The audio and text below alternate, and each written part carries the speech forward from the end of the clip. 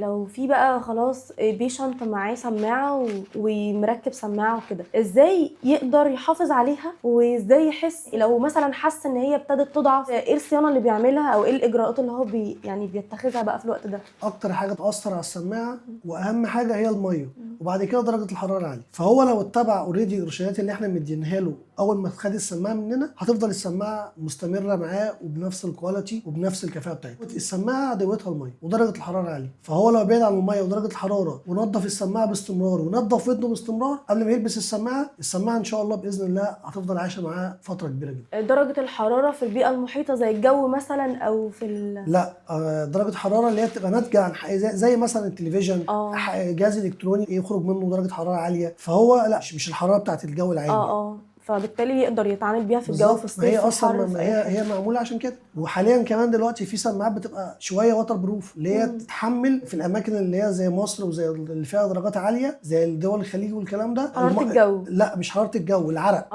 العرق بتاع البيشنت ذات نفسه. اوكي. فما تتاثرش بالعرق بصوره مباشره، يعني يبقى بعد فتره.